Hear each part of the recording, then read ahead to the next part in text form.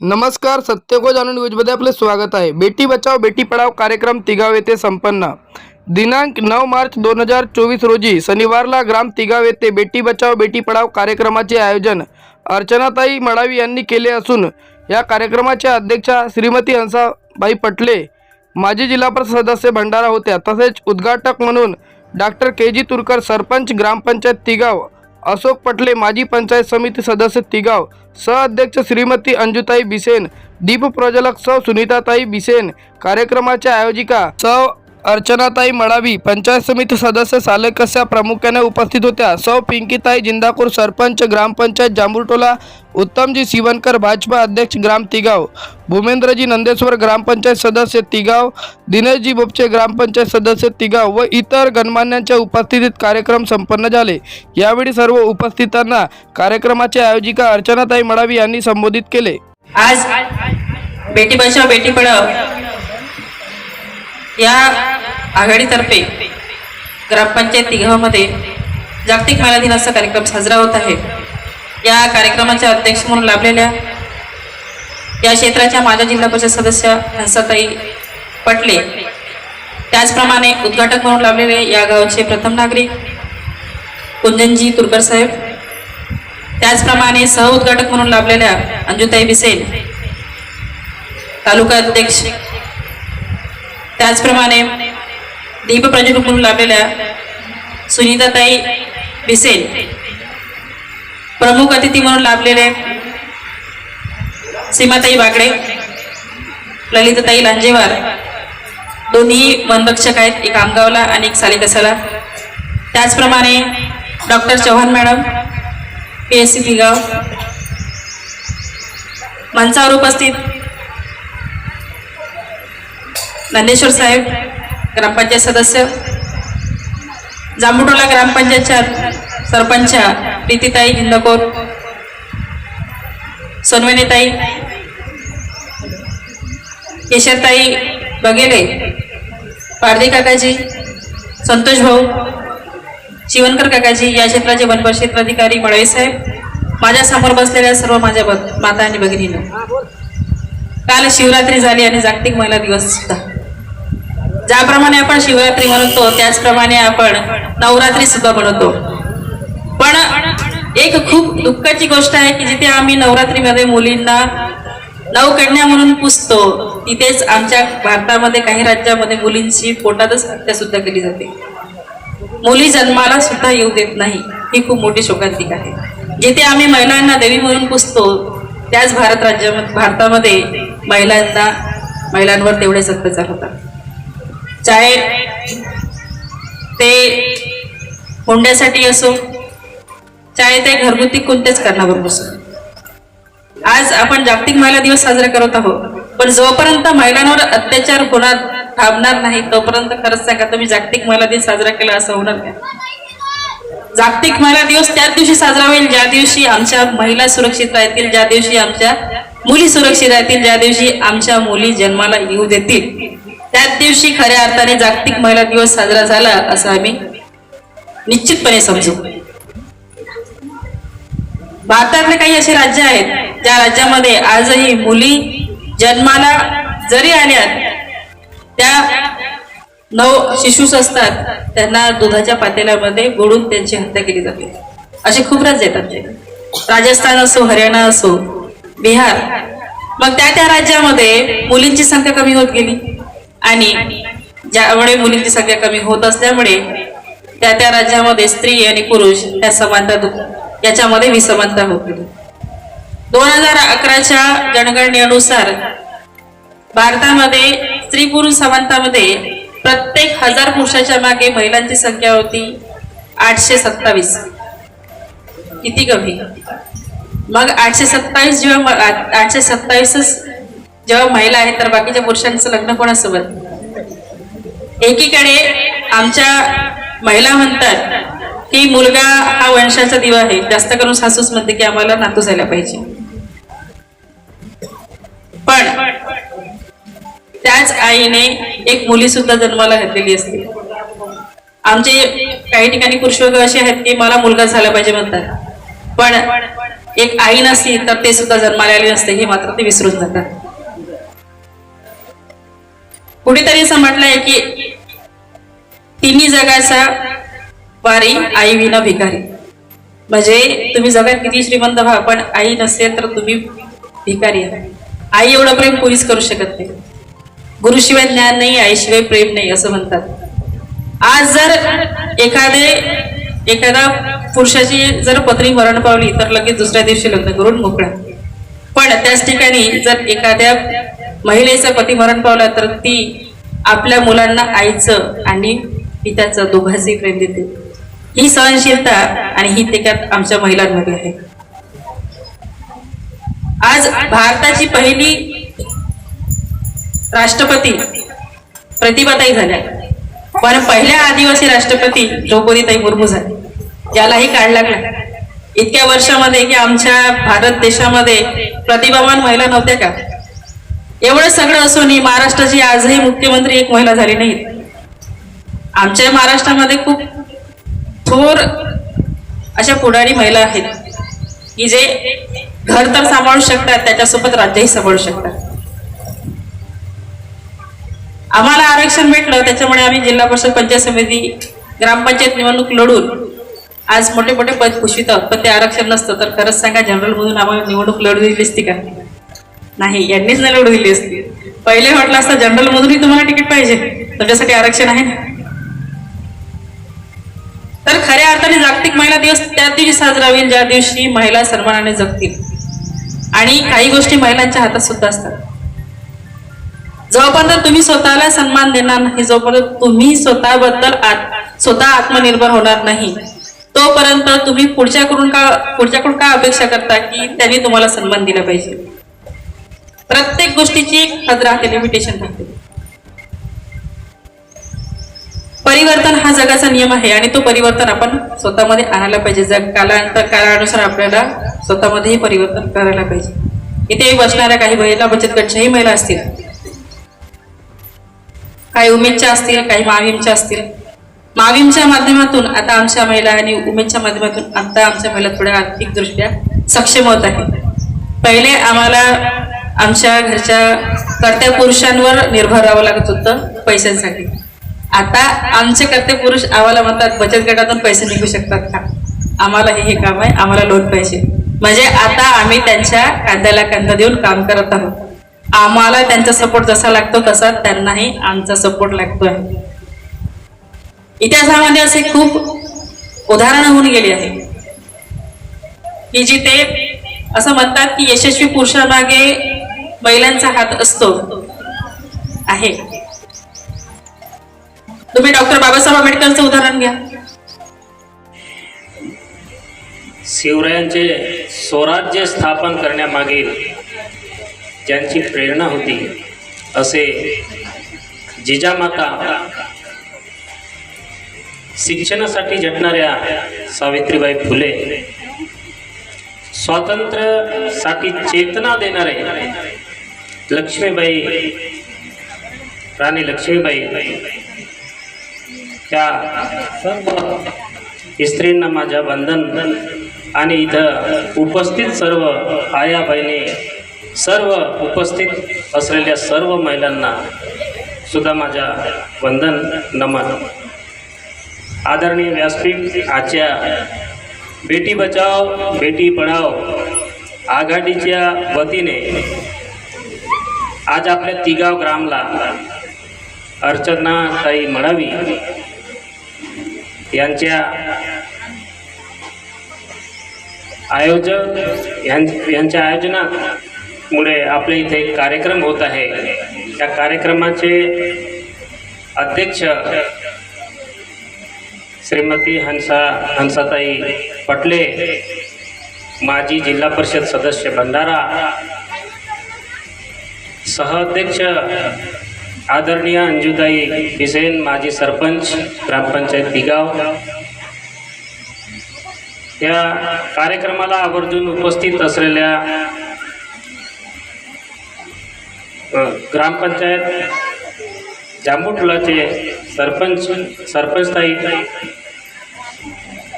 आपल्या उपकेंद्राचे CHO-ताई, ग्रामपंचायत सदस्य नेहाताई टेंभुर्णेकर, या कार्यक्रमाला उपस्थित असलेले उत्तम भाऊ शिवनकर, भूमेंद्र भाऊ नंदेश्वर, आमचे नरेश भाऊ गोपचे पत्रकार, या कार्यक्रमाला उपस्थित असलेले अर्चनाताई मडावी, अर्चनाताई बागडे आणि लांजेवार मॅडम आणि आदरणीय व्यासपीठ. आज आपल्या गावात बेटी बचाव बेटी पढाओ ह्या आघाडी अंतर्गत हा जो कार्यक्रम घेण्यात येत आहे, या कार्यक्रमाविषयी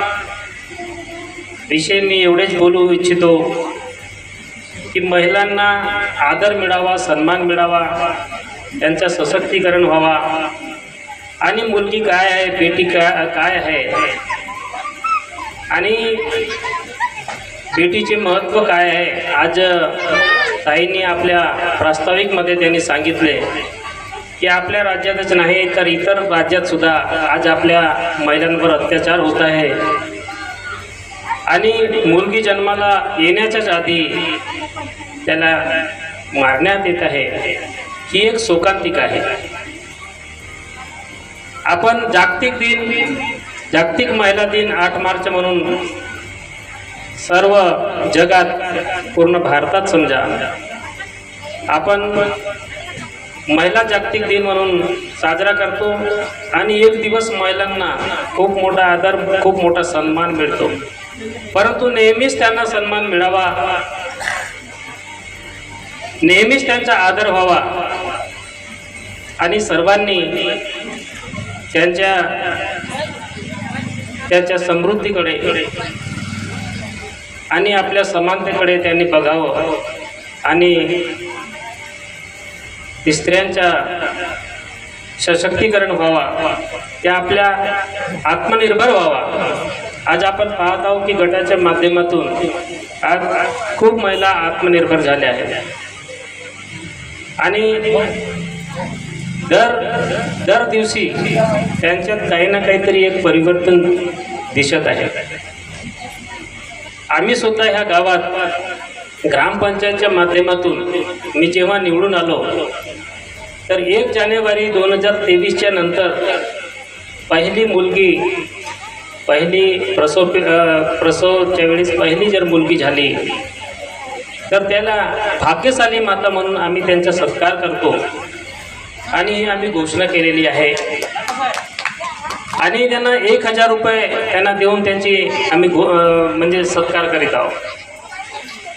आतापर्यंत मला वाटते एका जणाचा सत्कार आपल्या ग्रामपंचायततर्फे होणार आहे, एका मातेच्या ज्यांनी मुलीला जन्म दिलेला आहे. आमचा उद्देश हाच आहे की बेटी बचाव बेटी पढाओ. जेव्हा जेव्हा आमच्या महिला माझ्याकडे कोणत्याही कामाकरता आल्या, आपल्या ज्या गटाच्या महिला आहेत ते माझ्याकडे जेव्हा जेव्हा आल्या, जेव्हा त्यांनी जे काही मला मागितले, जे काही त्यांना सहकार्य होतं त्यांनी सहकार्य केलं आणि मी सदैव ग्रामपंचायतच्या माध्यमातून, या गावाच्या माध्यमातून मी त्यांना सहकार्य करेन.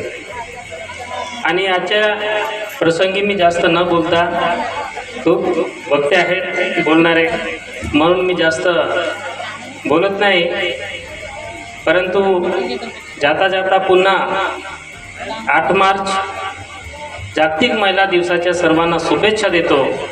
आणि अर्चनाताई मडावी यांनी आज जे मोलाचे कार्य आमच्या तिगाव इथं बेटी बचाव बेटी पढाओ यांचं कार्य केलेलं आहे, खरोखरच त्यांच्या कार्याला सुद्धा मी ते नक्कीच यशस्वी होतील अशी त्यांना शुभेच्छा देतो आणि आपल्या शब्दांना इथंच विराम देतो.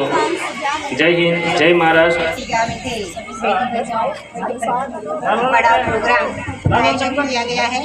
आज के कार्यक्रम के अध्यक्ष श्री अंसाबाई पटले, आज के कार्यक्रम के संयोजक में अंजुताई बिसेन और जो कार्यक्रम ये बेटी बचाओ बेटी पढ़ाओ का आयोजन मेन वक्ता है अर्चनाताई मडावी. और प्रतिमा स्वरूप में जिजाऊ माता, इनको सत सत नमन। आज यहाँ ग्राम तिगांव में बेटी बचाओ बेटी पढ़ाओ प्रोग्राम का आयोजन किया गया है। तो आज बेटी क्या है ये इसके बारे में अपने अर्चनाताई मड़ाई इन्होंने बताया ही दिए है।